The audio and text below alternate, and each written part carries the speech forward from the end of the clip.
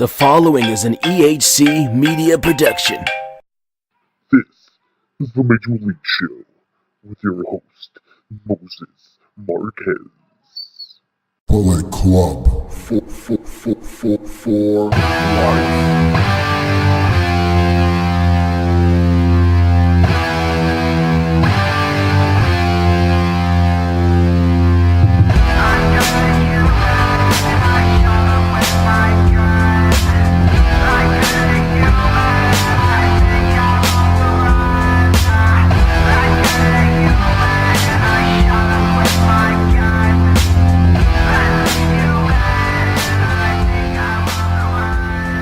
What is going on, my RWP family?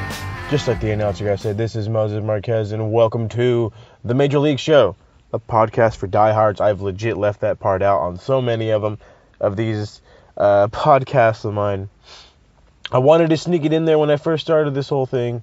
The Major League Show just sounds clean, so I think we might just leave out that whole diehard thing, and we'll just know in our hearts that we're diehards.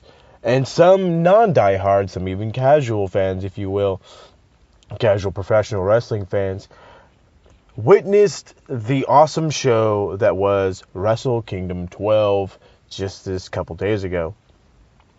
And that's why I'm here, guys. I'm here to bring you my review of Wrestle Kingdom 12, probably as of it stands right now, and just because we're 6 days in, it's really not saying much, but the show of the year as of right now.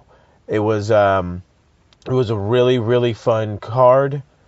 It was, for those who stayed up, it was easy to stay up to watch. I unfortunately did not make it all the way through, but what I did watch was nice. It was my brain telling me, it's okay, you can watch this while laying down, and that was false. That was false. It's okay. I was able to immediately catch back up, and I've gone back and watched it a second time. And just because this is a complete update, I'm actually going to give you guys what has gone down in the last day at New Year's Day, or as a New Year's Bash, that they just held. Little small, kind of like a show, like the Monday after WrestleMania kind of a thing. That's pretty much what this is. This is the regular show after Wrestle Kingdom 12. So, like I said, we're going to get into this, but quickly before we get deep into it, I will give you a fair warning. This is going to be a different kind of show. I'm not going to give full in-depth match, moves like I normally do. So this is hopefully going to be a little quicker for me, and hopefully just as pop-worthy for you guys. If you have not seen the show, I absolutely recommend you go see the show. I've been looking online, and you can actually get most of the show live on Daily Motion.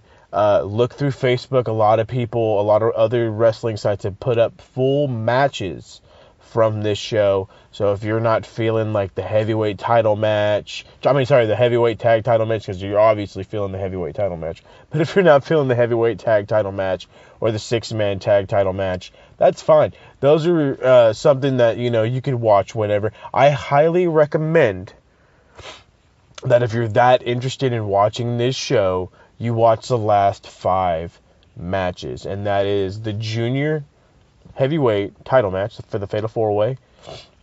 That is Minoru Suzuki and Hiroshi Goto. That is Takahashi taking on Sling Blade Jay White for the Intercontinental title. The Minoru Suzuki was for the Never Openweight title. And then, of course, I'm sure everybody watched it, and if not, I recommend you go watch it now or watch it again, even if you watched it 3 or 4 times. Kenny Omega versus Chris Jericho, and what is quite possibly, as of current, in my mind, match of the year. Again, we are only a few days into the year. Big things can happen, and that's great for us wrestling fans. And lastly, go rewatch the IWGP Heavyweight title match, Katsuchika Okada versus Tetsuya Naito. It got better every time I watched it. So, I am gonna say I was a smidge more biased to that match than I was to the Omega and Jericho match. Like, I wanted the heavyweight title match to be better. That's what I mean by I favored it more. I expected it to be better. And truth be told, it did not hit every single one of my expectations, but it was a very, very, very great match. Easily like the third best match on the card. And I will give you my second favorite match. And I'll tell you all about it why when we get into it. But first, let's go ahead. Let's get this started. I do want to give one little bit of a tangent more. I want to give a shout out to all the guys out there watching their first Wrestle Kingdom. I hope you enjoyed it. Hang out. We got more for you. And if you think this show's good, if you think that show was so great and there's no way that momentum is where they're at, hang out for a while. Watch some of these upcoming shows. Watch what they do when they come back to Long Beach in March. These guys are absolutely fantastic. The professional wrestling that goes on in this promotion is days ahead of how good the WWE is. Okay, in the ring, WWE can tell a story. But New Japan Pro Wrestling can tell you their story in the ring. And they can tell you all different kinds of stories. And speaking of different kinds of stories, we're going to start this off with the New Japan Rumble. I'm not going to go completely into it. It was a 20-man Rumble. 20 different guys coming in. One of the surprise entrants, or a few of the surprise entrants, was Delirious. I want to say he's an ROH wrestler. Cheeseburger, another ROH wrestler, but he's very over in Japan because he is a protege of Jushin Thunder Ligers, and I believe he actually copies one of his moves. And then, of course, Masahito Katahara. He is a former, I want to say he's like UWF wrestler from, I want to say in the 80s. He's been gone for a while, and unfortunately there's been some health issues. So what I will say is congratulations to him. He came back to win the New Japan Rumble. I want to say he's somewhere in his 40s, if I'm not mistaken, if not older. He has been battling cancer. So that actually he's battling cancer and he has beaten cancer, and he wanted to thank the fans for donating to the foundation to raise the money for Yoshihiro Takayama, who unfortunately was the man, I want to say it was last year, who took it was either like a pile driver or it was like a hangman DDT, something like that, and he broke his neck and unfortunately is paralyzed from the neck down. That's very, very hard to deal with. So, want to thank everybody for, all their hard work towards, providing for this man, who's given his, body for our entertainment. And, the least we can do is, and the least he could do for us is thank us, which was awesome. Like I said, truth be told, this was kind of like the Rumble sometimes has very surprising entrants and can be somewhat good. But, like I said, it was nothing great. It just happened. So, yeah.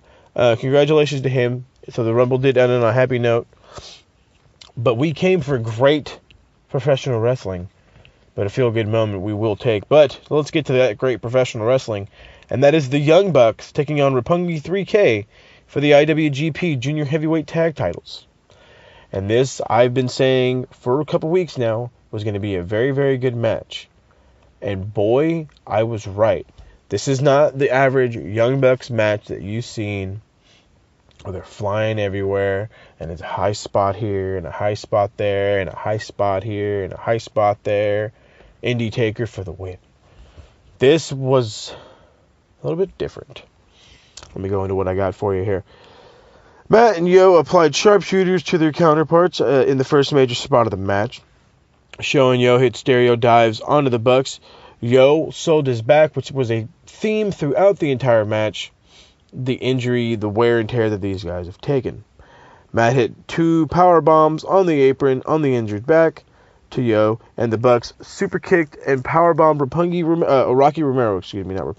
Rocky Romero onto the ramp. Yo briefly fired up and sent Matt over the top rope, and Matt started selling his back. So again, another guy who was selling it for quite some time, even was selling it during the New Year's Dash show. And we'll get into how awesome that was towards the end of this show. So, Nick tagged in and worked over Yo while Nick took the ref. Matt tried to powerbomb Yo onto the ramp, but Yo countered. Nick went for a dive on Yo, but he missed and actually hit Matt. Sho got a hot tag and hit a double German suplex onto the Bucks. A super kick party broke out, leading to Matt and Yo being the legal men, working each other's backs. The Bucks hit a buckle bomb, then a senton, just for a near fall. Let's see here. Yo survived a sharpshooter for a near submission attempt. Sho tried to bounce back from a super kick, but his back gave out and he hit the mat. The Bucks hit the Meltzer driver and Nick locked in the sharpshooter for the victory. And like I said, this was not the big spot match that you normally see from the Young Bucks. This was a little bit more on the technical side, but the funny and also, like, I guess more realistic part of this match was it was Matt and Yo selling their injuries as legitimate. They did it so much, they did it again when we actually had that New Year's Dash show.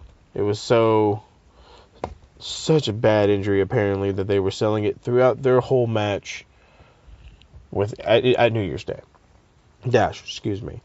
So then, of course, we have the gauntlet match. And if you're unfamiliar with a gauntlet match, what it is, and I'll go into the cool rules really quickly because I totally forgot what a gauntlet match was. And it starts out with two teams, and the winner of that match goes on to face the other team. Last team standing wins. And that's how everybody got their shine. So the teams were as follows: as Trent Beretta, Tomohiro Ishii, and Toru Yano, a team from Chaos, taking on the Bullet Club, which was the Never Openweight 6-man tag title champions at the time. That's Bad Luck Fale, Tamatonga. The three gentlemen from Suzuki Gun were Iizuka, Zack Sabre Jr., and I want to say Taichi? No, Taichi's wrong.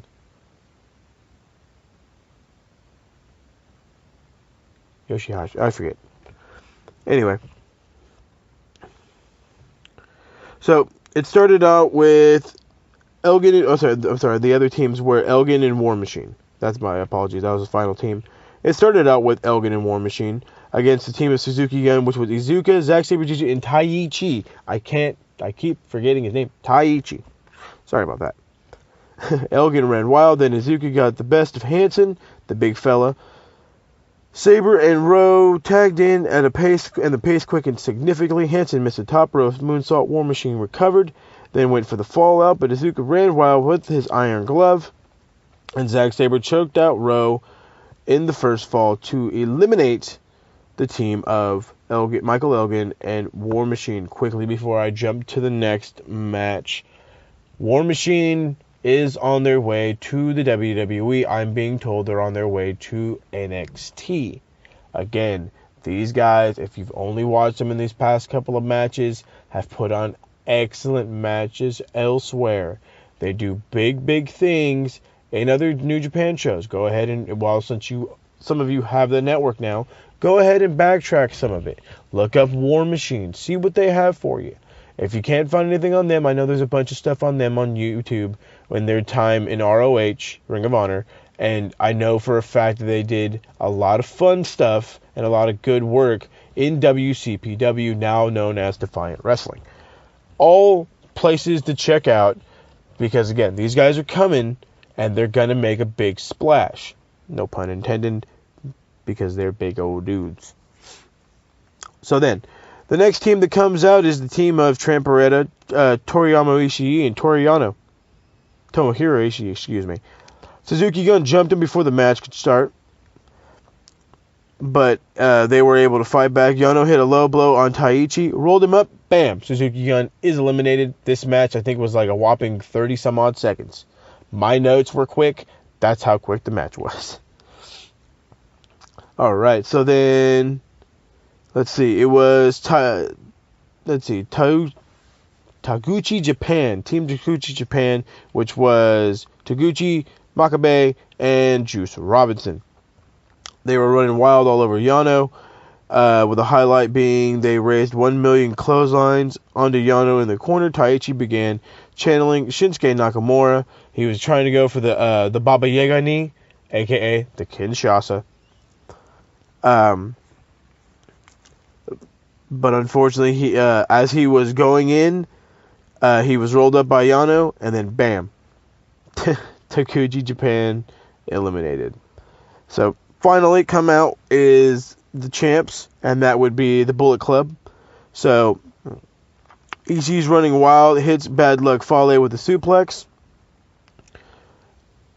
Tamatonga and Tamaloa went to go work on Trent Beretta. Trent Beretta went for a moonsault, but ate a gun stun in the midair, which looked awesome.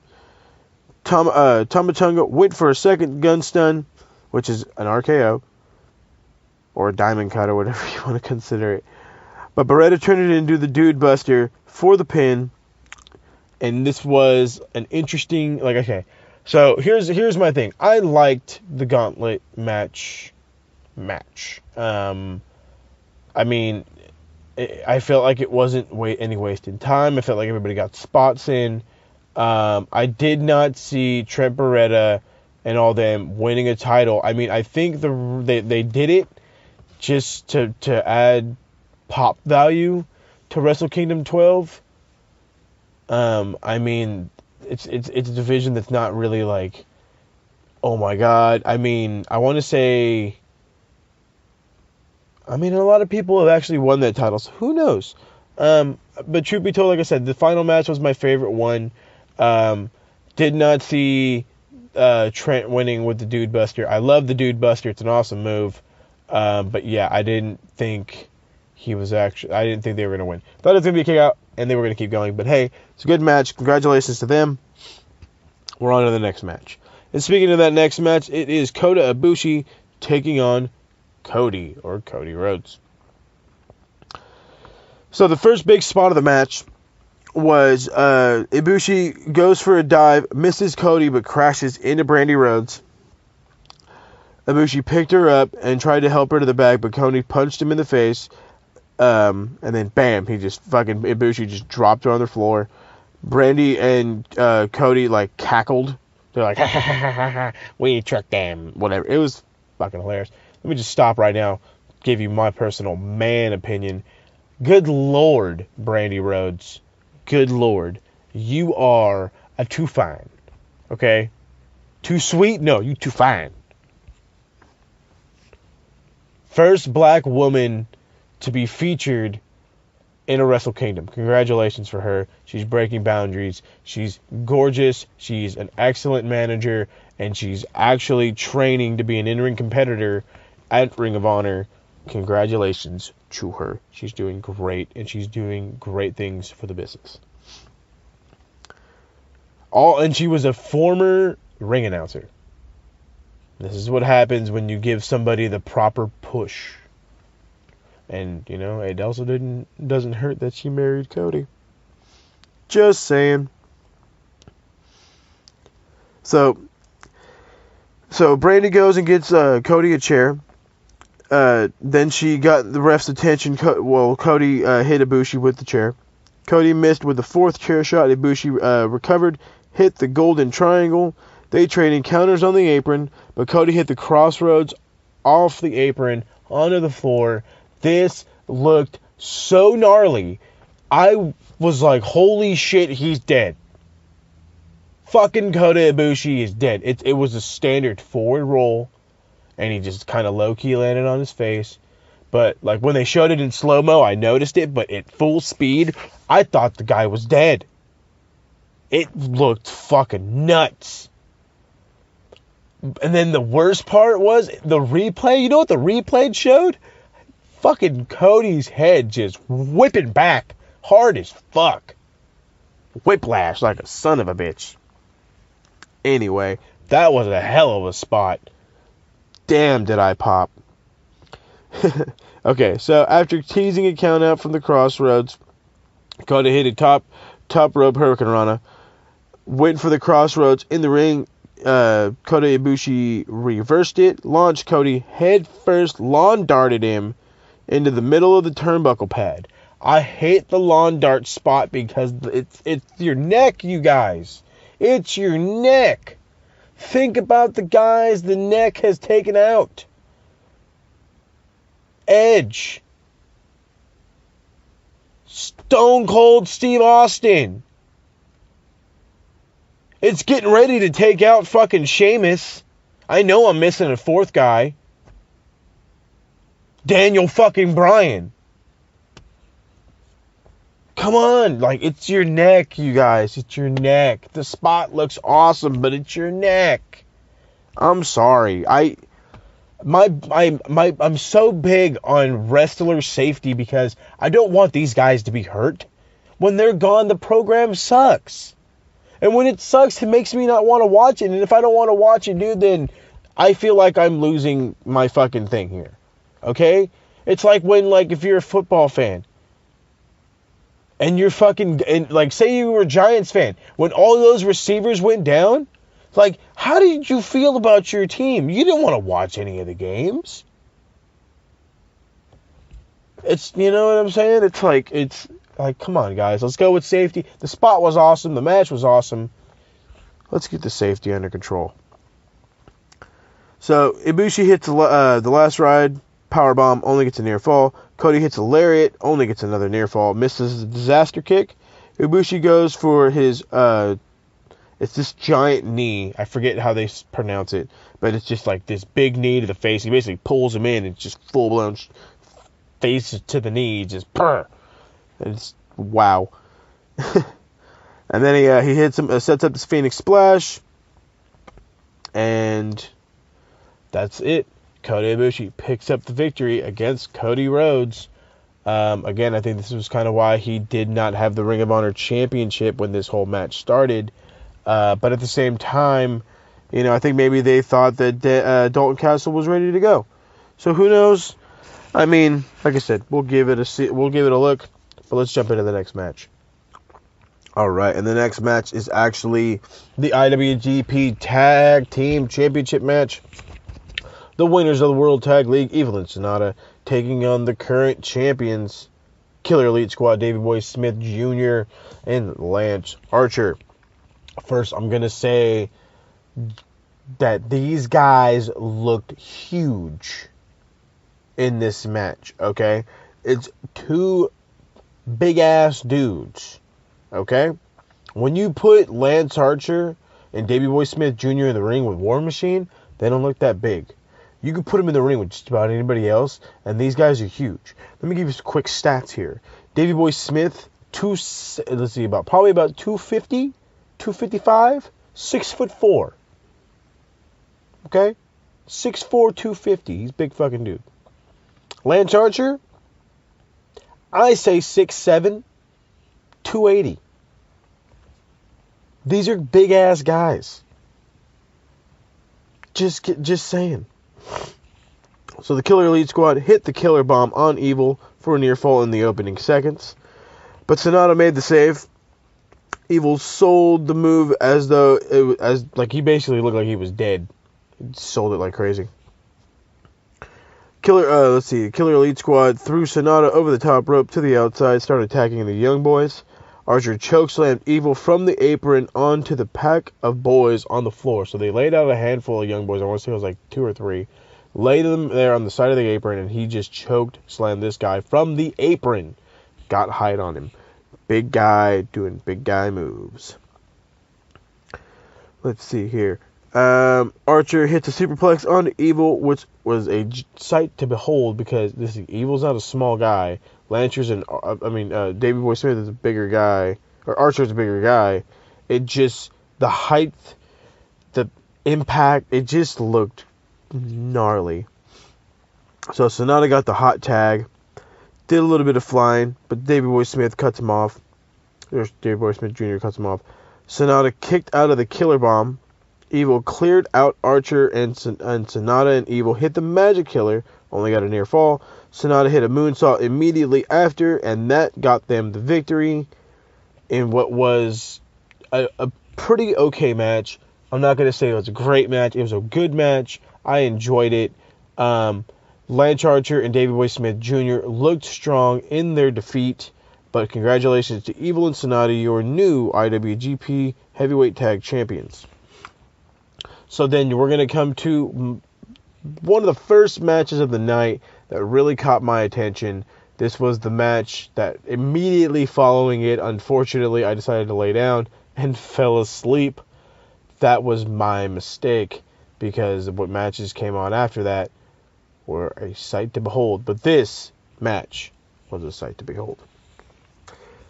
So this is Hiroki Goto taking on Minoru Suzuki in a hair versus hair match, in a no seconds death match. No seconds meaning no time limit, for the for the Never Openweight Championship. So Suzuki beats on Goto with hard slaps to the face, then teased a doctor stoppage after his hangman choke, where he put him in a rear naked choke, climbed to the second turnbuckle, let him hang, and dropped his fucking body to the floor. I was legit concerned. And as the doctor's like going in there to look on him, Suzuki starts kicking him. Suzuki kicks the doctor out and starts kicking Goto. Like, the dude is out. He was out. And if not, boy, goddamn did he sell that, but he was out. Like I said, dude, that was selling. You fucking convinced me. But from my not so expert opinion, he was out as a fucking light. So then Goto fires back with chops to Suzuki's chest. Suzuki locks in a guillotine, but Goto is able to get out and nail a Ushigoroshi, excuse me. I finally found out the proper way to spell that. Seconds tried to interfere into this no seconds match as Yoshihashi chased Taichi as he tried to run in. Suzuki locked on the choke, but the ref did the old arm check on Goto before the ref could stop it.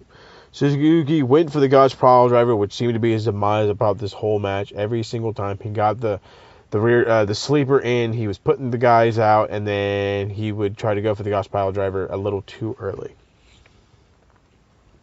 So Suzuki would go for the gotch. Goto powered out. More slaps, and Goto was bleeding from the mouth. Goto put Suzuki up and hit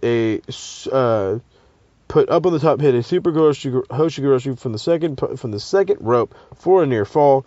Goto hit Suzuki with forearm strikes and then hit the GTR for the win. Suzuki did not do a lot of selling of those chops. He actually laughed in the face of Goto at one point. And just because, let's just say that Suzuki is a fucking badass. And let me stop. I didn't write this part down because it doesn't deserve. Let me stop. It totally deserves to be in this little review, but it deserves to be in their own segment. A 49-year-old man hit one of the most perfect drop kicks I've ever seen. A 49-year-old former MMA fighter turned professional wrestler hit one of the most perfect drop kicks you'll ever see. God damn, did that look awesome. If he was 10 years younger, he would have got more height than Okada does. And Okada has the perfect drop kick in all of professional wrestling. That one drop kick from Suzuki looked like fucking Okada's 1 and he's 1B. Like, that's how good that drop kick was. I can't get over that. So after the match, Suzuki-gun actually tried to hustle Minoru out of the ring, But he insisted on doing the honorable thing, so he basically kind of snapped back into his senses. Was like, I'm going to go do this. Well, go ahead, set up a chair in the ring so he can go in there and cut his hair. Well, he didn't want that fucking chair, so he grabs a chair of his own, he boots that chair out, he plops his own chair down, he grabs his, I guess, back hock, if you will, and just starts cutting it. And he throws it down on the chair and he walks away. He's a man of his word. He since shaved his head. So. Alright. Now, another great match. And it had excellent entrances. Everybody popped for these guys. And then it turned out to be an extraordinary match. And that was Will Ospreay taking on the champion Marty Scurll, taking on Kushida, taking on Hiromu Takahashi for the IWGP Junior Heavyweight Championship. A belt won, I want to say, 4 times by Mr. Finn Balor. So, Ospreay, let's see. So, Kushida hit a senton from the top to the floor. Ospreay hit a moonsault off the light tower while they were outside the ring. They chased him up it. He hit it. He hit everybody with a big moonsault. Ospreay went for the Oz Cutter, but Scurll caught him, put him in the chicken wing. Kushida broke that up. Takahashi hit a belly to belly onto Kushida. Scurll hit a net breaker on Ospreay for a near fall, and an Oz Cutter for another. So yes, Marty Scurll hit Will Ospreay with his own move. Marty Scurll went under the ring and pulled out a bag of tape and tried to tie Takahashi to the barricade, which he actually does. And he has him tied up, and Takahashi took a long break, probably about a good 10-minute break, as he was tied to the outside. Then he actually goes for the finger break spot, breaks his fingers, and walks away. Scurll teases a double finger break spot on Will Ospreay and Kushida, but Kushida countered with a finger break of his own onto Scurll. Kushida hits a flying armbar on Ospreay, transitions into the Go-Go Plata, then back to the armbar. Ospreay powerbombed his way out and sold his arm like crazy. Scurll threw powder. He actually scooped the powder out of this medicine bag, and Don Callis is like, "That's 5 pounds of powder." That's some heavy powder, Don. That's some heavy powder. Don Callis is awesome. He's just awesome. He was so good in the U.S. title match too. So, because he was able to throw, because Scurll was able to throw the powder into Kushida's eyes. Kushida countered with his Back to the Future, blinded, and still was able to hit it. Ospreay broke up the pin. Takahashi broke free from the taped barricade and hit sunset bombs on Kushida and Scurll to the outside, and these looked gnarly. The one that Kushida took, ouch. And Scurll basically ran into the barricade. Another one that did not look like it felt nice. Takahashi gets a near fall on Ospreay. Ospreay and Scurll team up to try to take out Takahashi, but he countered. Kushida hit a sunset bomb of his own, and Ospreay hit a shooting star press onto the floor to all 3 guys. Ospreay hit a 450 onto Tanahashi for a near fall. Ospreay missed an Oz Cutter, and Takahashi hit a time bomb, but Scurll pulled the ref out of the ring and used the umbrella to take out Kushida and Takahashi. These umbrella shots just sounded so nasty. But mind you, this is an umbrella. It probably didn't hurt as bad as we're thinking. It just looked bad. Okay, and at one point I thought Takahashi was going to win this match when those time bombs hit. I was like, that's it. He's got it. And nope. Unfortunately for him, he did not. So Ospreay finally hit Scurll with the Oz Cutter to pin the champion and finally beat the man that has been in his way his entire career. Not just in New Japan, not just in ICW, not just in WPCW. WCPW. Wow. All the promotions all over the world, the Rev Pro, any and all of them. Marty Scurll has had Will Ospreay's number tonight Will Ospreay breaks that curse and becomes your now 2-time IWGP Junior Heavyweight Champion. The next match we have coming up is the IWGP Intercontinental Championship match with your champion Hiroshi Tanahashi taking on Switchblade Jay White. And if you've noticed Jay White, if you've seen him in ROH and more of his earlier days, he is a guy from New Zealand. He's put on some weight to be in that heavyweight division, and it can definitely be seen.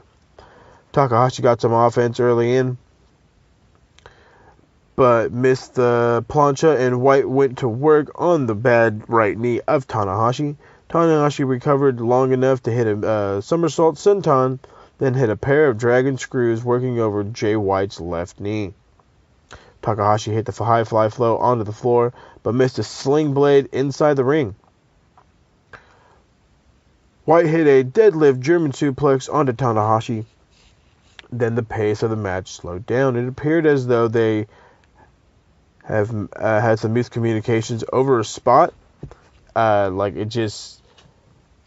Jay White went to the top rope, then he climbed back down, and Tanahashi rolled to the opposite corner. It's like they looked like he was supposed to go for a move, and he was like, no, you kick me over here in the corner or something. It was kind of odd. It was standout-ish. But yeah. So Jay White hits 2 suplexes and only gets a near fall. Jay White misses a missile drop kick. Tanahashi hits another dragon screw onto the knee. White hit a dragon suplex of his own, and Tanahashi countered with a pair of sling blades, hit the high fly flow, and went for another but missed, and then sold his knee. White slapped on a choke, and then hit the Kiwi Crusher for a near fall. Tanahashi hitting a bridging dragon suplex, got a near fall.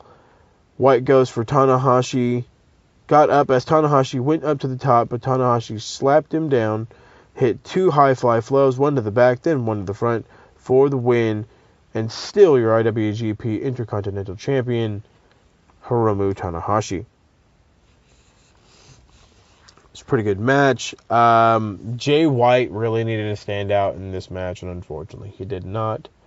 I don't think if he would have stood out, they would have pulled like a WWE and been like, he's winning the belt. But I mean Tanahashi needs a break. But it looks like they're going into a program with Minoru Suzuki. So that's going to be awesome. And speaking of awesome, the match of the night, folks. And it was not your ending main event, but it was your co-main event of the evening. And that was the Alpha, Chris Jericho, taking on the Omega, Kenny Omega. So the match starts out, and they're trading punches and chops. Jericho goes for the walls early, but Omega escapes. Jericho is sent outside. Omega sent Jericho to the outside and over the barricade. Misses a few dives. Crashes into the English announce table. So here's the spot that happened. He was getting the Terminator feel, and he went for a springboard dive, and he ended up going over into the English announce table, and if it wasn't for Don catching him, Kenny would have went crashing. So thanks to Don for catching Kenny Omega. Jericho put some young boys into the walls of Jericho. He got in his way. They continue to brawl through the broadcast area. So what it was about these young boys was Jericho has Omega into the walls, and Red Shoes is telling him like, hey, you don't need a pit, you gotta do it in the ring. And Jericho's like, get the fuck out of my face, and he fucking shoves the shit out of Red Shoes. Well, Red Shoes, his son, is actually one of the young boys, so he sees it, and I'm sure Chris knew that. So Chris attacks him, puts him into the walls of Jericho, but this was more of like a lion tamer, where it was all about the neck, and boy, did it look like it hurt. So as they were continuing to brawl outside along the broadcast area, Omega hit a double foot stomp off the light tower, the same one that Will Ospreay did a moonsault off of, onto a table, onto Jericho. Jericho teased a powerbomb through the table, then dropped Omega onto the floor instead, and boy, did that shatter and hurt. Not shatter, but fuck. My back hurt after just seeing him just dump him on the floor.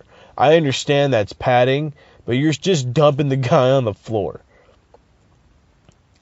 Jericho was clearly having the time of his life as he was completely loving life, flipping everybody off, taking a photographer's camera, and flipping everybody off. Back inside, Jericho hitting a spinning back elbow for a near fall. They were completely working Jericho's raw pace, which looked somewhat obvious, but yet it felt better than when WWE does it. So Jericho hits a lion salt, but got to near fall, and that got a huge pop. Omega goes for his Terminator dive. Jericho begins to sell his ribs. Back in size, they teased finishers. Jericho locked on the walls again. Omega reached for the ropes, then goes under the ring, pulls out the cold spray to get Jericho off his back. So earlier in the match, Jericho has Kenny in the walls. He goes for the ropes, and the ref is actually counting. He's actually trying to count for him to let it go. And Jericho's like, you stupid idiot, it's no DQ. And I think in a way that he kind of reminded the referee. So this didn't happen, though. So Kenny goes under the ring. He grabs his cold spray, which if you've been watching the Being the Elite, they made a dumb commercial about it. But he sprays Chris in the face. Chris pulls him off. So Kenny sprays himself all over his body. Then one time down his pants so he can get a little extra energy. So Jericho countered by sending Kenny into a setup chair and busted Omega open. Omega fired back with 3 dragon suplexes, but Jericho countered into a bunch of chair shots. Then teased coming off the top rope with a chair frame because the plastic seat flew off. But Omega sent him outside through the Chekhov's gun table that has been set up earlier. That's right. So he was sitting on the top rope. Kenny hit him, and he was leaning, and then just bam, like the safest bump you can take onto a table is what Chris took. Omega hit 2 V triggers and an underhook pile driver just for a near fall. Hit another V trigger, then a one-wing angel. Chris rolled through it, applied the walls of Jericho, and then he transitioned it into the old school lion tamer. Omega teased passing out, then tapping out, but was able to reach the ropes.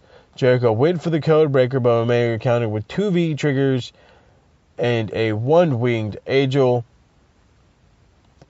one-winged angel, but Jericho reaches the ropes on an incredible near fall, so he was able to pull himself away. Omega went up to the top, but Jericho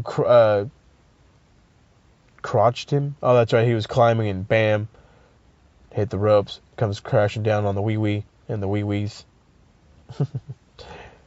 Jericho teased a top rope hurricanrana, but Omega escaped, dropping Jericho face first onto the turnbuckle. Jericho hits a codebreaker, only gets a near fall. Jericho placed a chair onto Omega when he hit another lion saw, but Omega popped up, nailed him with the chair, then hit a one-winged angel on that chair. Kenny Omega simultaneously set up Chris Jericho and that chair for that finish. This was a absolutely incredible match. This felt like old school professional wrestling. It had a great match. It was a great blow off, and Chris Jericho is legit one of the best ever. From what he's doing now, he's now going to be starting a program with Naito. So let's see where that goes. And speaking of Naito, in your main event of the evening, we have the IWGP Heavyweight Championship on the line, with your champion Kazuchika Okada defending it against the winner of the G1 Climax and the Stone Cold Steve Austin of the New Japan world, Tetsuya Naito. Naito took his time disrobing from his awesome white suit. as Okada has changed up his gear from his shorts to some wrestling tights, which were kind of weird. So, Okada did not take lightly to an elbow to the head, sent Naito to the floor with a sweet drop kick. Outside on the ring, Naito hit Okada with a net breaker over the barricade, and his neck snapped back. The shoulders took the blunt, the neck did the snapping. Okada countered by going after Naito's neck and hit a draping DDT from the barricade to the floor. Inside, Okada hit a flapjack, then an inverted DDT. Okada hit the elbow drop, then teased the Rainmaker, but Naito was able to escape. Okada locked on the Cobra Clutch, which was the primary thing, the thing that he learned to make sure that the Destino did not become an issue. However, that was not the case. And his facial expressions were top-notch, just the way he looked as he had this Cobra Clutch locked in. He thought he could control everything. Naito hit a reverse Hurricane Rana from the top, but missed with his old Stardust Press corkscrew off the top rope, which was his finishing move when he was a face.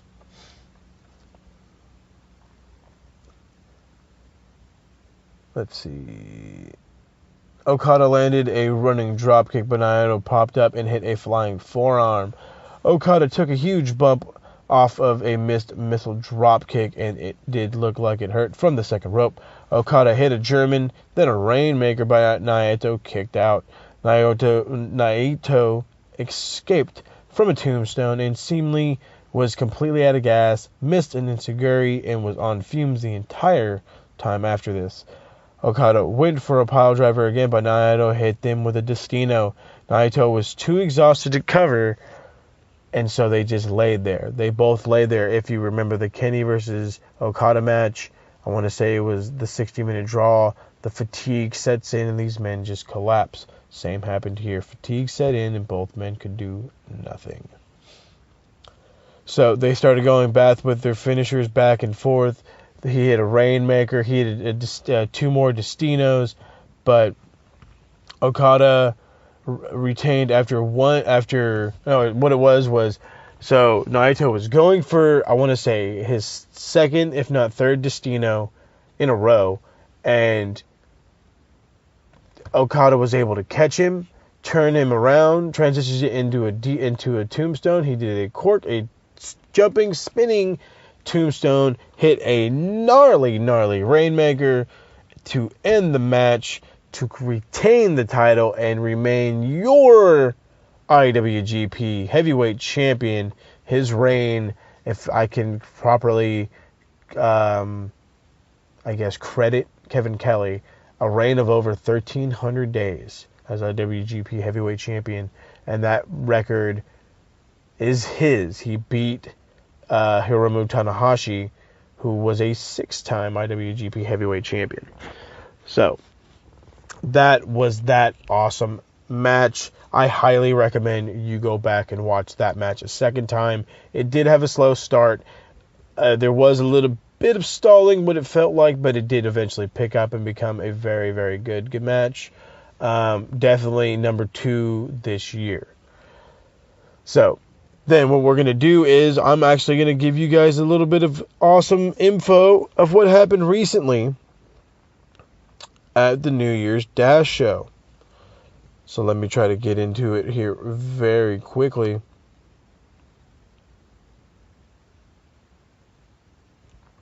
So it's just some regular matches. I'm just quickly going to go over the winners and the losers. We're not going to get deeply into it except for a couple matches. So in the first match we had Nakahashi, Tensan Kojima, and Nagata defeating Narita, Umanu, Yaga, and Oka. So it was basically the old guys versus the young boys. Oka gets a hot tag, and yeah, the veterans win. Nothing too crazy. So then we had Suzuki-gun, the team of Desperado, Taichi, Takamitsunoku, and Iizuka taking Kanemura,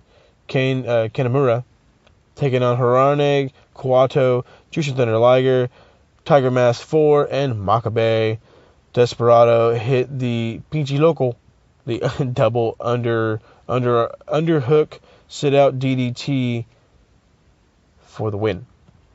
Izuka laid out Kawato with the Iron Claw. So then we had Switchblade Jay White defeating Katsuya Kitamura, the big giant guy. Katsuya Kitamura won the Young Lions Cup and is doing a 7-match trial series, and this was the first one. So he's got 7 matches against 7 top guys, so he feels like he can improve. He stated in a press conference that he wants to travel, wants to go to the UK, wants to go to Canada, wants to come to the US to train with the heavyweights and the super heavyweights to further, get his craft, which I think would be awesome. He is a future heavyweight champion in New Japan, for sure. They like him a lot, and he's a great guy. Like I said, his wrestling's only getting better. So then we have in what was a very good comedy match, and it had some funny spots in it. It was The Elite, the Young Bucks and Kenny Omega, taking on Roppongi 3K and Cheeseburger, who hung out for a little longer, and he got a big pop from the crowd. So pretty much basically what it was the entire time. So here's how the match started. I'm going to give you a quick little insight. The match basically started out when the Elite came down. Kenny is taped up. He's got bandages around his head. He's got taped around his abdomen. Matt is selling his back like it's broken, and Nick's fine. So Nick starts the match out, and he's doing a move, and I believe he goes for a suplex, and he feels like he tweaked his knee. So he's not comfortable working on it, and he goes to tag in one of the guys, and both Kenny and Matt drop to the floor like, hey, bro, you're the healthy one here. So that whole thing starts. He was eventually able to tag out, and it was Yo and Matt in the ring. Everything they did, they sold their backs. Their backs were destroyed the night before, and every chance they got, they sold their backs. And it was actually really cool, really funny. They would lock up, sell their backs. Matt would try to bounce off the rope. He'd sell his back. It was just really good. The Elite won when Kenny Omega helped the Young Bucks hit the Indie Taker. Then we have the Bullet Club, Cody Rhodes, Marty Scurll, Chase Owens, Hiroshi Tanahashi, and Leo Tunga, defeating the team of David Finlay, Juice Robinson, Kota Ibushi, Kushida, and Taichi. Let's just forget what happened in the match. Cody Rhodes beat Finlay with the American Nightmare, a.k.a. the Indian Deathlock. As the match ended, Cody is upset with the fact that he lost against Kota Ibushi the night before. So he's taking out his aggression on him. He was trying to kill him with a chair when Kenny Omega comes in for the save, stops Cody. Omega and Cody start shoving each other. Omega told Cody he was the leader of the Bullet Club, grabbed the mic, and said, I was sick of the fighting and sick of the shit talking behind everybody's back. He then said the Bullet Club needed Jay White. Jay White comes out, puts on the Bullet Club shirt, then hits Omega with a Blade Runner, and leaves. So he thought he could bring in a new guy and all would be well. Well, that's not the case. And they will be doing a program, Jay White and Kenny Omega, as Jay White will be challenging for the U.S. Heavyweight Championship. Alright, a couple matches left.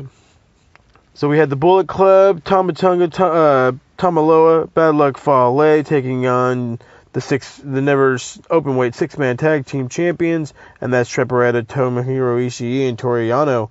This was a quick match. A lot of people did a lot of selling for Bad Luck Fale. He's great as a big wall, but the Bullet Club win their titles back. Tamatonga hits Trent Beretta with a gun stun for the victory. So then we had Suzuki Gun, Minoru Suzuki, Davey Boy Smith, Lance Archer, Zack Sabre Jr. taking on Hiromu Tanahashi, Michael Elgin, and War Machine. The finish was Killer Elite Squad hitting the Killer Bomb on Hansen for the victory. After the match, Suzuki was mad about getting his head shaved and losing the never openweight title, so he continued to attack the weak knee of Hiromu Tanahashi. Suzuki then raised Tanahashi's IWGP Intercontinental Championship, making the challenge for the match. So that's who we know is on his way next. And if it's going to go the route I believe it should go, we're going to see a new Intercontinental Champion, and he's a very great wrestler by the name of Minoru Suzuki. All right, and the last match of the night, we had the Los Ingobernables de Japón. Tetsuya Naito, Sanada, Evil, Bushi, and Hiromu Takahashi taking on the team of Kazuchika Okada, Hirooki Goto, Yoshihashi, Gedo, and Will Ospreay. The finish was Naito hitting Yoshihashi with the Destino. And as we go to the post-match, Los Ingobernables continue to beat on the team of Chaos. Takahashi got the best of Will Ospreay, and he will later on have a title match for the IWGP Junior Heavyweight Championship. Sanada took out Okada, sending the message to the IWGP Champion, and they will have a match for the IWGP Heavyweight Championship. And Evil stood his foot on the chest of the never open weight champion, Hirooki Goto.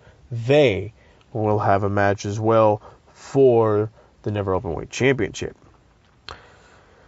Then as the night is ending and the ring is being able to clear as Naito is leaving, and he is the last to leave, out of nowhere, the man who said in a press conference, after tonight I'm leaving Japan and never coming back, Chris Jericho appears and begins to attack Naito. The thing that upset me was his team was right there. Why didn't they save him?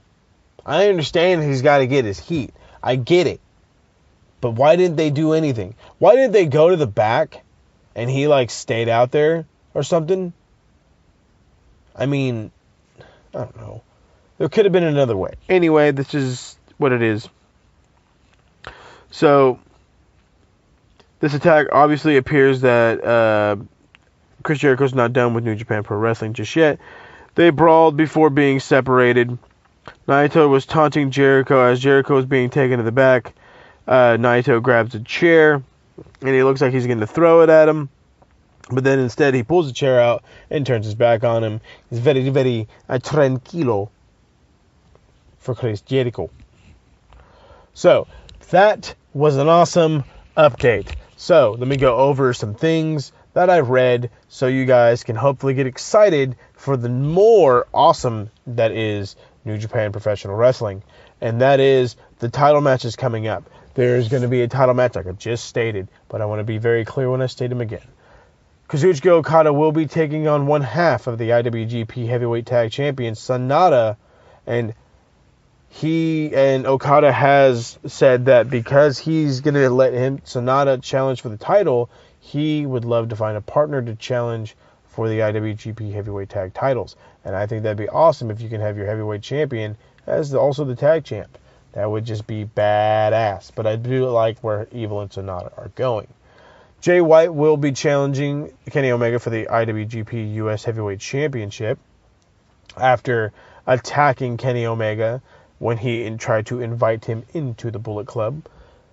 Jay White has since joined Chaos, the team that is with Gedo and Will Ospreay and Kazuchika Okada. Minoru Suzuki will have an IWGP Intercontinental Championship match against Hiroshi Takahashi. So that's going to be an awesome one. You have the Ace of New Japan versus probably the baddest man on the planet. At least that's how it sometimes feels, because death is coming to everybody. The man had to shave his head. Everybody is going to die. It's just how I'm feeling. And then we have Hiromu Takahashi going to go after the IWGP Junior Heavyweight Championship and Will Ospreay, and I think that's going to be an excellent match. It's going to be freaking awesome. I do believe that, and I'm stating this now, if Kenny Omega becomes an unbeaten champion for his U.S. Heavyweight Championship. I feel that him and Okada are going to go number 4 at Wrestle Kingdom 13. It might be too soon. I was thinking more 19, but you can have a title versus title match. I mean, it could mean a lot. I don't know.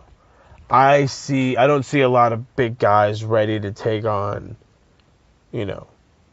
Okada. I don't see anybody next. You know what I'm saying? So, just my opinion. And then, of course, it looks like Goto is going to take on Evil for the Never Openweight Championship. I believe Goto's going to retain.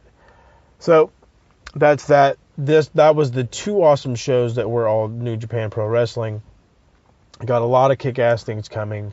Your new Openweight champion, 6-man Never Openweight champions, the Bullet Club, Bad Luck Fale, Tama Tonga Tamaloa. That does put a screeching halt to the rumors that they may be on their way to the WWE, unfortunately. So, and like I've stated before, I believe Tama Tonga had just signed a recent contract, quoting myself, around 5 years, I believe. Not too sure about Tamaloa, and I'm not too sure about Bad Luck Fale. I do know that Bad Luck Fale would probably need a little bit more work, and he would more than likely go to NXT, or you can have him as another big man for the club that you guys tried to reinstate with, Carl Anderson, Luke Gallows, and Finn Balor. Who knows? I mean, Bad Luck Fale was one of the original members of the original Bullet Club, led and ran by Prince Devitt, a.k.a. Finn Balor. So who knows? I mean, they can try to steal it and make it their own, but that's Vincent Kennedy McMahon, damn it! He got mad at Brian Green for using the fucking likeness. So, who knows, guys? Who knows? So, like I said, New Japan Pro Wrestling is doing big things. It's going to be great. Big things are coming. I want to give a shout out again to all the new people that were interested in watching it. Guys like Brian Green, guys like Micah Beza, bro, I got your back, dog. I let him use my login so he can watch, and I want to say he's going to continue to watch it. And he needs to watch it a second time and a third time. I want you guys to be regular fans. I would love to get you guys onto a show, possibly get some reactions from you guys, but we'll see. Speaking of reactions, I am going to plug, we are about a month away, but with the Royal Rumble hits, speaking of guys like Micah Beza and Brian Green and Emir Blackbane Costello and Daniel Crimmins and Edgar Ventura, all of our podcast personalities, if you will be doing a reaction show and a prediction show for the Royal Rumble. That's going to be coming up hopefully here in a couple of weeks. We'll see when we get a real card, and then we can really discuss that. So just want to go ahead and plug our awesome network really quickly, guys.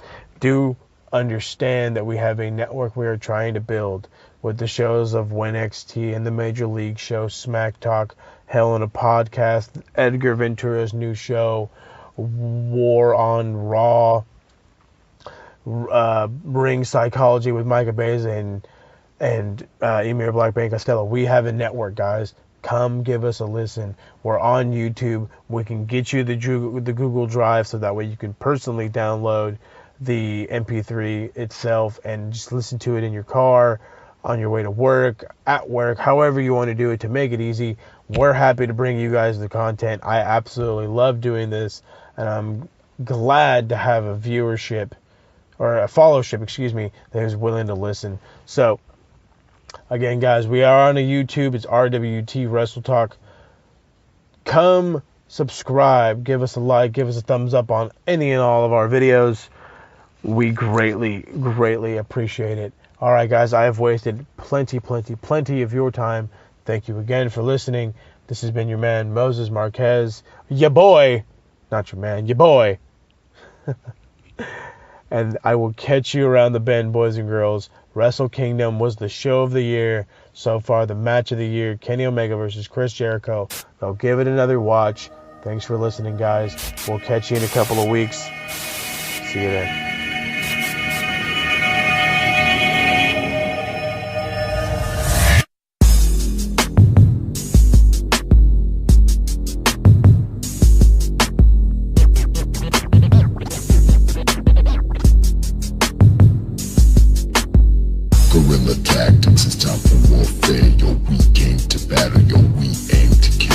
Aim